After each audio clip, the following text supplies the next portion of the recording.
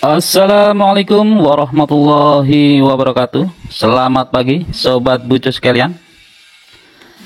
Dede yang selama ini dalam kasus Vina Cirebon tahun 2016 menjadi salah satu saksi kunci. Tetapi dalam beberapa saat yang lalu dia telah menghubungi Bang Deddy Mulyadi, dan saat bertemu dalam wawancaranya dia menyampaikan hal-hal yang sangat mengejutkan. Dia menyatakan bahwa pada tahun 2016 dia telah memberikan kesaksian palsu. Dia melakukannya karena desakan Aep dan Ibtu Rudiana dengan menyuruhnya bersaksi dengan keterangan-keterangan yang didoktrinkan kepadanya. Terkait pengakuan Dede tersebut, kuasa hukum Ibtu Rudiana melalui Ibu Elsa Syarif telah memberikan tanggapan dan juga telah menyampaikan somasi terbuka untuknya. Sementara itu, menjawab tanggapan dari Ibu Elsa, pengacara 6 terpidana yang diwakili oleh Bang Ruli Panggabean menyampaikan jawaban. Dan sobat, bagaimana video lengkapnya? Mari kita simak videonya. Dan jangan lupa, di akhir dari video ini akan ada komentar dan tanggapan dari kami. Selamat menyimak. Senang atau tidak senang, kita harus menghormati dan melaksanakan putusan Mahkamah Agung yang telah mempunyai kekuatan hukum tetap dan sudah ada gerasi yang ditolak, ya. Jadi tidak ada yang kita lihat selain putusan tersebut. Masalah keterangannya Dede itu, ya, kan sudah dieksaminasi secara jelas di persidangan. Yang nanya hakim, 3 majelis hakim, jaksa, tim jaksa, dan juga kuasa hukumnya, ya. Jangankan siapa Dede, tersangkanya aja yang sekarang terpidana itu dia waktu rekonstruksi dari awal di BAP sudah ada didampingi lawyer, dan kemudian sewaktu dia dinyatakan rekonstruksi dia bisa melawan kok penyidik, saya nggak mau rekonstruksi. Berarti ada suatu keberanian di dalam dirinya bahwa dia tidak ditekan. Kemudian waktu dia mengajukan pra peradilan ditolak, sudah itu dia sidang kan, begitu sidang dakwaan dia bikin eksepsi ditolak. Kemudian persidangan berjalan, seorang terdakwa aja yang sekarang terpidana bisa mencabut BAP. Kalau ini saksi kan dia lebih bebas, terdakwa aja bebas di persidangan, apalagi saksi. Dan saksi itu kalau memang di-create, dia nggak bisa cerita yang dengan baik.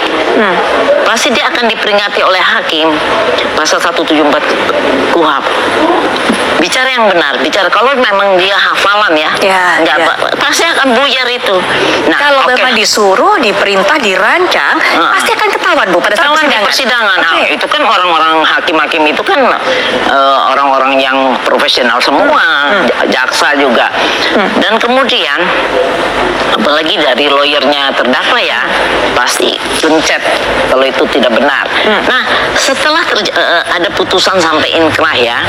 Nah, begitu lamanya 8 tahun kan dia diem aja, nggak ada masalah. Kenapa baru sekarang?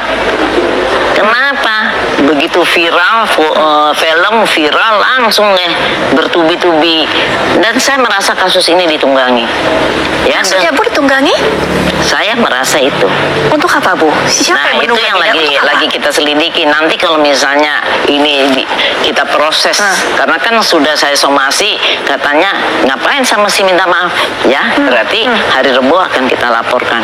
Baik. Dan dari nanti penyidikan baru ketahuan dalangnya siapa. Menurut Ibu, yang menunggangi inilah kemudian yang menyuruh Dede untuk buka suara setelah 8 tahun. Iya.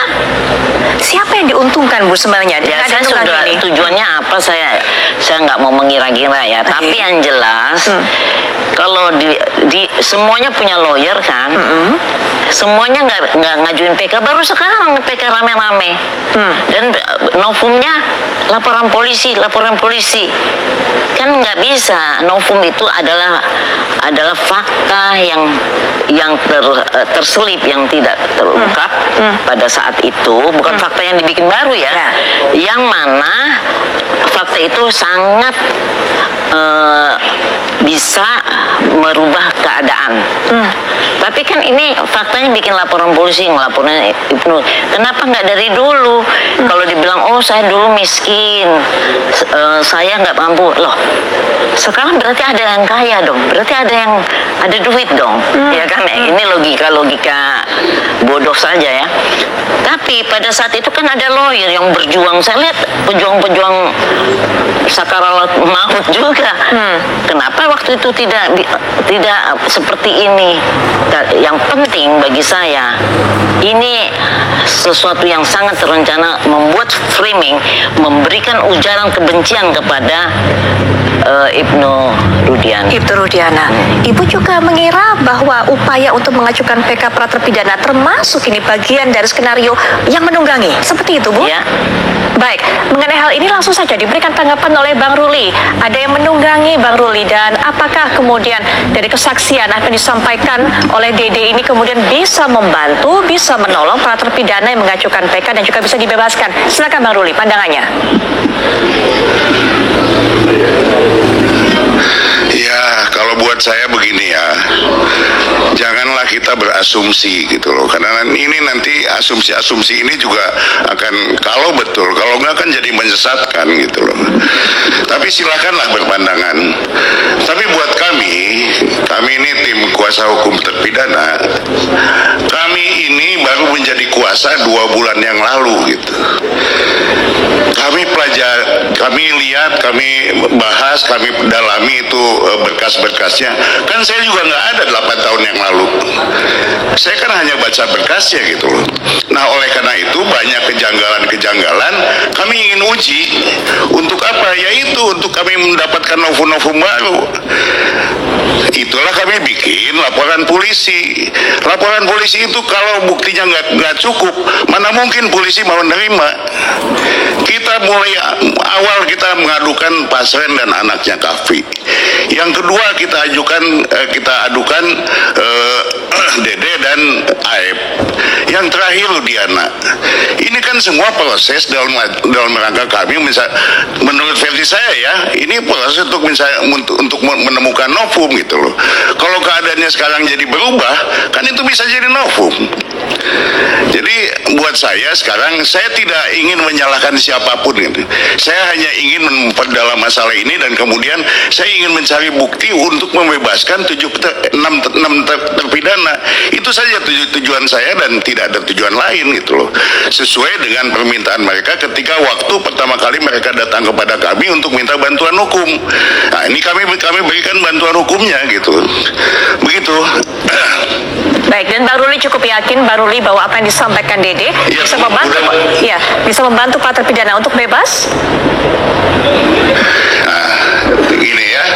Begini, kami mengadukan Dede dan Aep kepada polisi, ya kan? Belum sampai pada tahap baru mungkin awal penyelidikan, ini udah datang nih Dedenya. Nah, ini kan maksud saya gitu ya. Ini masalahnya gitu loh. Nah, kalau kemudian Dede sekarang sudah mengaku, nah ini kondisinya kan keadaan baru gitu. Bahwa kesaksian dia yang pada waktu 2016 itu udah dicabut sama dia gitu.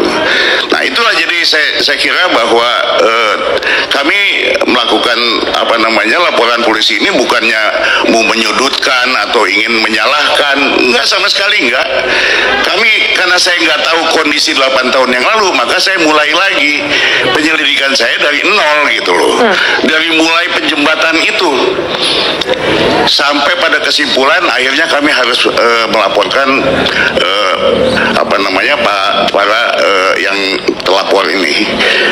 Ini maksudnya untuk cari bukti-bukti, itu tujuan kami gitu. Jadi jangan ya, orang boleh beranggapan kemudian boleh mengatakan ini ditunggangi segala macam ya, silakan aja. Tapi kan ini nanti berimplikasi kurang baik begitu. Jadi kalau nggak ada bukti ya jangan ngomong lah. Begitu aja dari saya. Demikian Sobat Bucu sekalian, tanggapan dari Ibu Elsa Syarif terkait pengakuan Dede, dan juga jawaban Bang Ruli terkait tanggapan tersebut. Dan dari tanggapan Ibu Elsa, kami mendapati beberapa hal yang kami rasa kurang tepat. Yang pertama, Bu Elsa menyampaikan bahwa terdakwa saja bisa dan bebas mencabut BAP selama persidangan. Tidak ada tekanan, apalagi ini terhadap saksi. Kenapa Dede tidak mencabut kalau dia didesak? Begini sobat, saat itu Dede kan berada di pihak mereka. Dia masih mungkin dikendalikan oleh mereka. Logikanya, saat itu dia pasti berusahanya malah menguatkan kesaksiannya. Berbeda dengan sekarang, yang dalam pengakuannya dia merasa bersalah dan telah menyesal. Dan yang kedua, terkait jika saksi berbohong di persidangan, tentulah akan ketahuan oleh hakim. Apalagi dia akan dicecar oleh pengacara terdakwa. Disampaikan oleh Ibu Elsa Sharif. Tetapi di sini faktanya menurut Dede dan kuasa hukum terdakwa saat itu, Dede tidak pernah dihadirkan dalam persidangan. Bahkan saat diminta oleh kuasa hukum terpidana, disampaikan bahwa para saksi tidak bisa atau sulit ditemukan. Dan dari pengakuan Dede, dia menyampaikan dilarang hadir oleh Ibtu Rudiana saat dia mendapat surat panggilan dari pengadilan. Sedangkan dari jawaban Bang Ruli terhadap Bu Elsa Sharif di atas, saya hanya bisa menangkap ada satu kekonyolan bagi saya terkait pelaporan terhadap beberapa pihak terkait kesaksian palsu.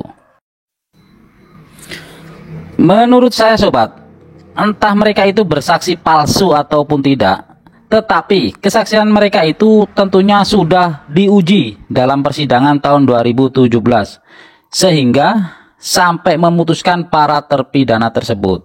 Apalagi itu sudah ingkrah ya. Yang itu berarti bahwa secara hukum kesaksian mereka itu terbukti benar. Dan itu adalah berkekuatan hukum tetap. Kalau itu hanya untuk mencari novum dengan mengharapkan menemukan hal-hal baru atau situasi-situasi yang berubah, pastinya akan kecil kemungkinannya jika novum itu akan didapatkan dari pihak-pihak lawan. Tentunya pihak lawan hanya mungkin membuka sedikit sekali dan akan selalu berusaha mengembalikan semuanya kepada putusan pengadilan 2017 tersebut yang sudah berkekuatan hukum tetap. Maka jika untuk mencari novum baru, semestinya itu harus dicari dengan cara yang lain dan juga di tempat yang lain. Tetapi jika laporan itu bertujuan lain, yaitu untuk menghukum para terlapor, maka menurut saya belum tepat saatnya. Bukankah jika PK ke depan dimenangkannya, itu secara otomatis juga menyatakan bahwa saksi-saksi tersebut telah memberikan keterangan palsu? Jadi saat itulah, saat PK sudah dimenangkan, adalah waktu yang tepat untuk melaporkan mereka. Jadi demikian sobat video lengkapnya, beserta analisa saya. Semoga kita semua semakin bijak dalam menyikapi perkembangan informasi dan peristiwa di seputar kita. Dan kita doakan semua rangkaian peristiwa ini akan bermuara dengan terwujudnya suatu keadilan bagi semuanya. Sekian dan terima kasih. Wassalamualaikum warahmatullahi wabarakatuh.